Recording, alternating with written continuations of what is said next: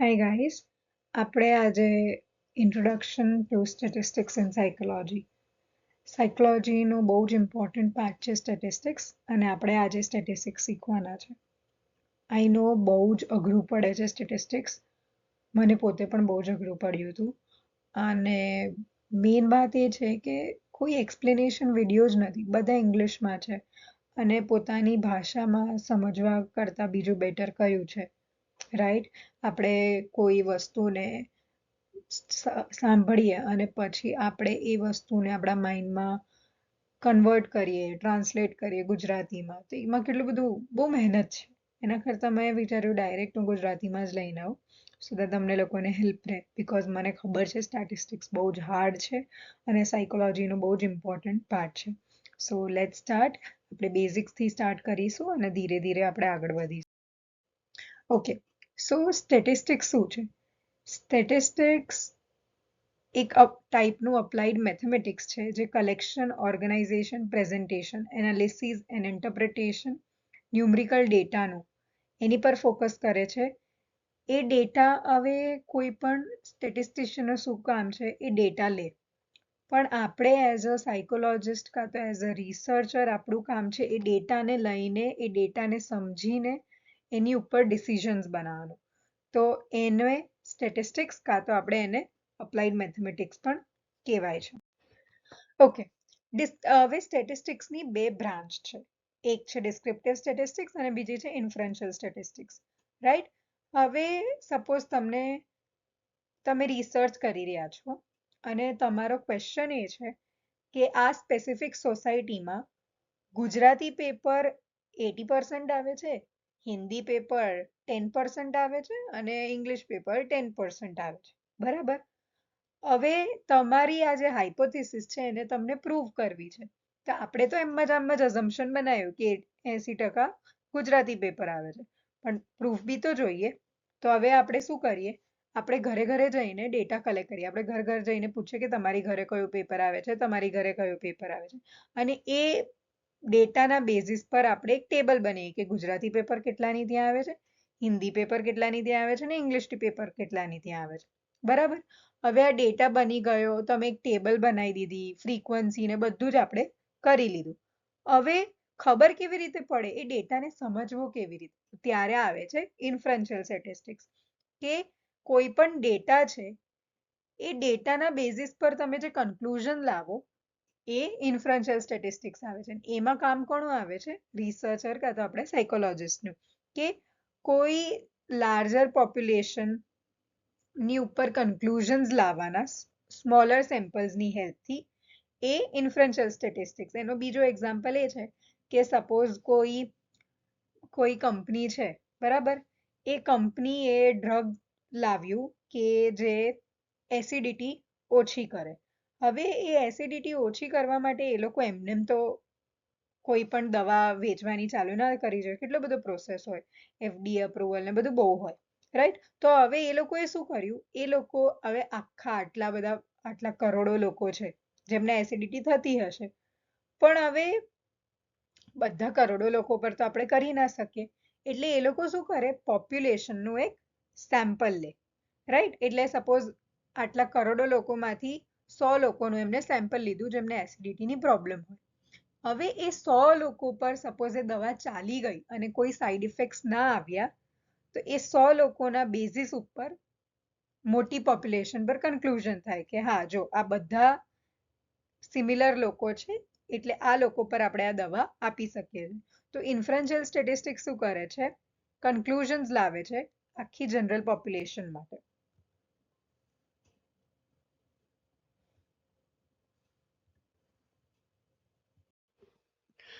એક સ્ટડી થઈ હતી જેમાં 48 યર્સના મેનને સેમ્પલ રીતે લીધા હતા અને એમની ઉપર 18 વર્ષ સુધી સ્ટડી થઈ હતી. હવે અનમેરિડ મેન જે હતા ને, એ 65ની ઉંમરમાં 70% અલાઇવ હતા એ સેમ્પલમાંથી, અને 90% લોકો જે મેરિડ હતા ને એ લોકો અલાઇવ હતા, 65ની એજના જીવતા હતા. આનો આપણે ડિસ્ક્રિપ્ટિવ અને ઇન્ફરન્શિયલ શું કાઢીશું? આનો ડિસ્ક્રિપ્ટિવ એવા આવે કે જે અનમેરિડ લોકો છે, જેમના લગ્ન નથી થયા, એ લોકો 70% અલાઇવ છે 65ની ઉંમરમાં, અને 90% લોકો અલાઇવ છે 65 ની ઉંમરમાં, જે લોકો મેરિડ છે. આ આપણું ડિસ્ક્રિપ્ટિવ આવ્યું કે આપણે એમાં સ્ટેટ્સ આપ્યું. પણ આના બેઝિસ પર આપણે શું કન્ક્લુઝન લઈ શકીએ, જે આપણું ઇન્ફરન્શિયલ હોય એ છે કે સ્ટડીના બેઝિસ પર આપણે એવું કન્ક્લુઝન લાયા કે લગ્ન થયેલા લોકો 65 ની એજમાં વધારે ચાન્સીસ છે એમનું જીવતું રહેવામાં. આપણે જ્યારે પણ ઇન્ફરન્શિયલ સ્ટેટિસ્ટિક્સની વાત કરીએ ને, તો આપણાને એના બે પોઈન્ટ, એક છે સેમ્પલ ને પોપ્યુલેશન, એના વિશે તો ખબર જ હોવી જોઈએ. સેમ્પલ શું છે? સેમ્પલ એક પોપ્યુલેશનનો નાનો પાર્ટ છે. એટલે સેમ્પલ શું હોય, તો સપોઝ 140 કરોડ લોકો છે, એમાંથી આપણે રિસર્ચ કરવી હોય તો આપણે 140 કરોડ લોકો પર તો રિસર્ચ કરવાના નથી. આપણે એમાંથી 100, 200, 500 કાં તો 1000 એટલા લોકોને લઈશું અને એમની ઉપર આપણે આપણી સ્ટડી કરીશું. બરાબર? તો સેમ્પલ શું છે? કોઈ પણ પોપ્યુલેશન, કે સપોઝ તમને એવી સ્ટડી કરવી હોય કે ગુજરાતી લોકો બિઝનેસમાં શું સારા છે, તો હવે આખા ગુજરાતના બધા લોકો પર તો આપણે એ સ્ટડી કરી નથી શકતા. તો આપણે એ ગુજરાતમાંથી 500 લોકોને લઈશું અને એમની ઉપર સ્ટડી કરીશું. તો એ જે 500 લોકો છે ને, એ આપણું સેમ્પલ થયું. તો પછી અગર સેમ્પલ 500 લોકો થયું તો પોપ્યુલેશન શું થયું? તો પોપ્યુલેશન શું થયું કે 500 ને લઈને બીજા જે બધા ગુજરાતના બધા લોકો હતા એ આપણી પોપ્યુલેશન થઈ. એટલે ગુજરાતના લોકો પોપ્યુલેશન, અને એ પોપ્યુલેશનમાંથી આપણે જે 500 લોકો લીધા જેમની ઉપર આપણે સ્ટડી કરીશું એ આપણું સેમ્પલ થયું. બરાબર? આનો એક એક્ઝામ્પલ એ છે કે આપણે અગર શાક બનાવીએ અને આપણાને શાક ખાવું હોય તો આપણે આખું ને આખું શાક ચાખવા માટે તો ચાખવા વખતે તો ખાઈ નથી જતા કે મીઠું બરાબર છે કે નહીં. આપણે શું કરીએ, એક ચમચીમાં થોડુંક શાક લઈને ચેક કરીએ કે હા મીઠું મરચું બરાબર છે.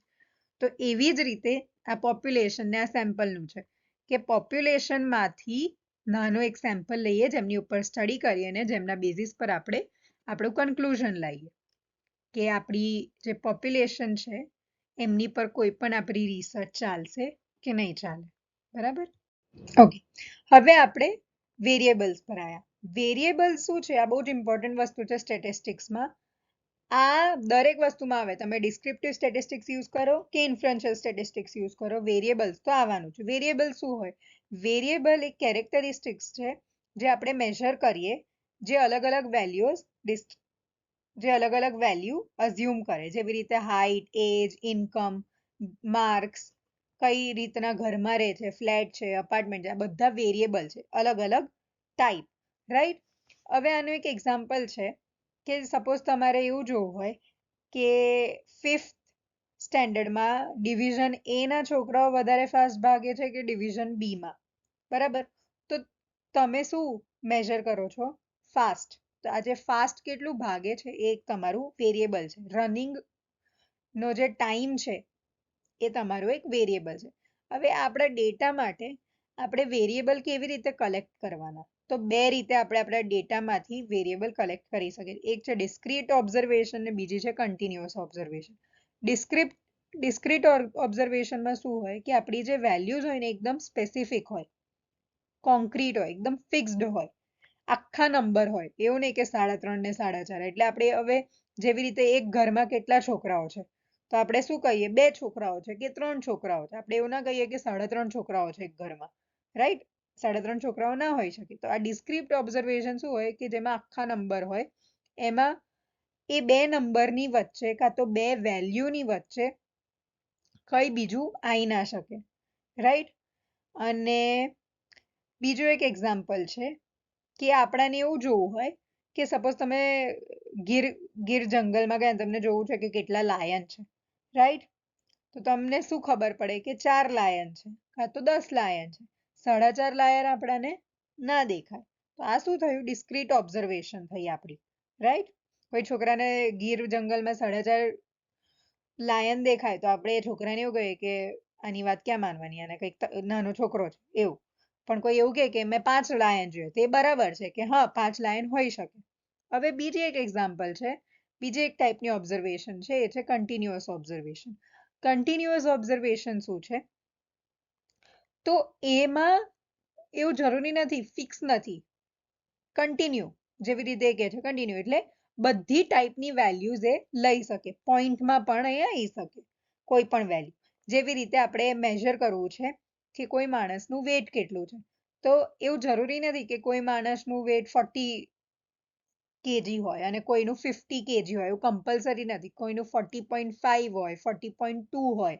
તો એ જે રેન્જ છે ને વેલ્યુઝની, એને આપણે કન્ટિન્યુઅસ ઓબ્ઝર્વેશન કહીએ છીએ.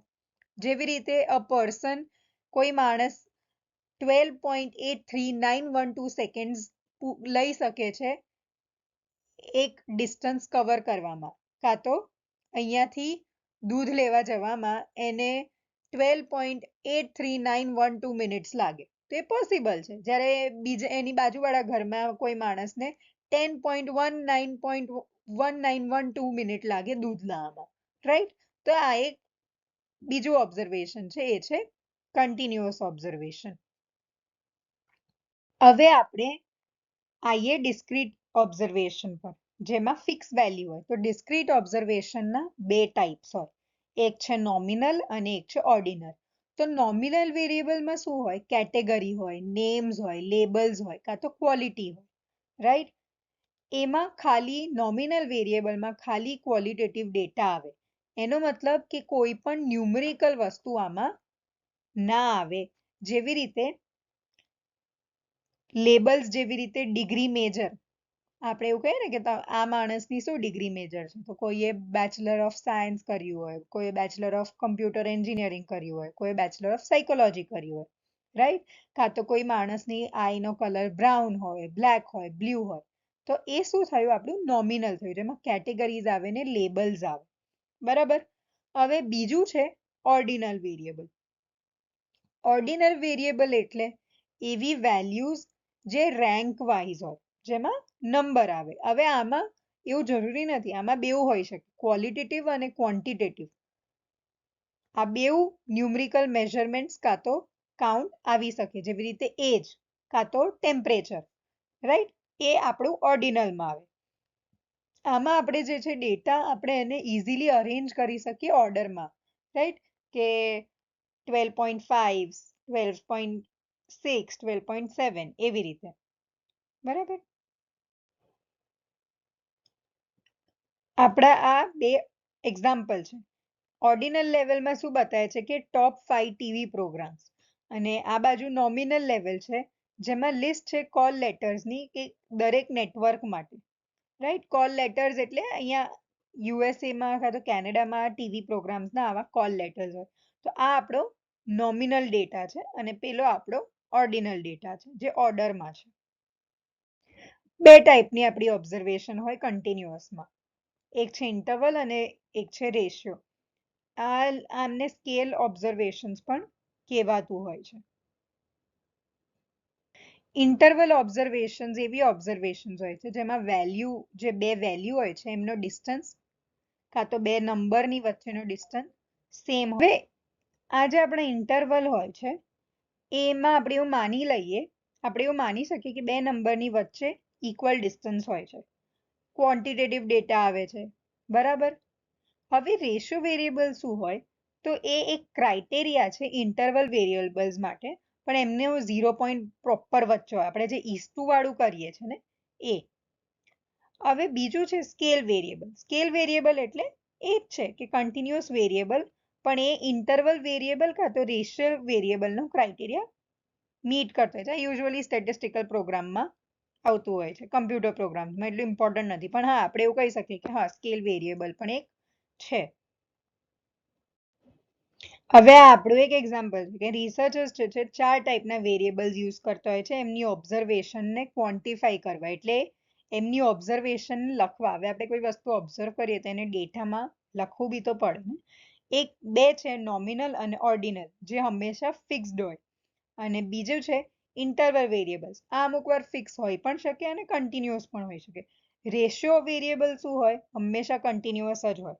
ઇન્ટરવલ વેરિયેબલ્સ અને રેશિયો વેરિયેબલ્સને આપણે ખાસી બધી વાર સ્કેલ વેરિયેબલ્સ બી કહેતા હોઈએ છીએ. નોમિનલ હંમેશા ડિસ્ક્રીટ હોય, કન્ટિન્યુઅસ ક્યારે બી ના હોય. આ ટેબલ છે, આપણને ઇઝીલી યાદ રાખવામાં હેલ્પ કરે. ઓર્ડિનલ પણ હંમેશા ડિસ્ક્રીટ હોય, કન્ટિન્યુઅસ ક્યારે પણ ન હોય. ઇન્ટરવલ અમુક વાર ડિસ્ક્રીટ હોઈ શકે, અમુક વાર કન્ટિન્યુઅસ હોઈ શકે. અને રેશિયો હંમેશા ફિક્સ, ક્યારે પણ ડિસ્ક્રીટ નહીં હોય અને હંમેશા ઓલમોસ્ટ ઓલવેઝ કન્ટિન્યુઅસ હશે. હવે શું આપણા એક્ઝામ્પલ્સ રીતે હું તમને બતાવી શકું કે નોમિનલ, ઓર્ડિનલ, ઇન્ટરવલ અને રેશિયો વેરિયેબલ શું હોય?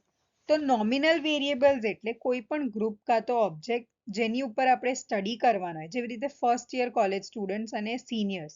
આ બધી શું છે? એક કેરેક્ટરિસ્ટિક્સ છે કે પહેલા ફર્સ્ટ યર કોલેજ સ્ટુડન્ટ્સનો હેર કલર કયો છે, કાં તો સિનિયર્સનો હેર કલર કયો છે. આ આપણી કેટેગરીઝ છે, આપણી કેરેક્ટરિસ્ટિક્સ છે, જે નોમિનલ વેરિયેબલ્સમાં આવતી હોય છે. ઓર્ડિનલ વેરિયેબલ્સ એમાં શું આવે? કોઈ પણ ટાઈપની કાં તો કોઈ પણ ગ્રુપ જેની એક રેન્કિંગ હોય, જેવી રીતે હાઈટ, કે ક્લાસમાં આપણે ઓર્ગેનાઇઝ કરીએ, સૌથી બટકો છોકરો આગળ રહે, સૌથી લાંબો છોકરો પાછળ જાય. તો આ રેન્કિંગ છે કે શોર્ટેસ્ટ ટુ હાઈએસ્ટ. કાં તો રેન્કિંગ ફેવરેટ મૂવીઝની, કે તમને કોઈ પૂછે કે તમારી 5 ફેવરેટ મૂવી કઈ છે ને એમાં 5માંથી સૌથી ફેવરેટ ટોપ ફર્સ્ટ મૂવી કઈ છે.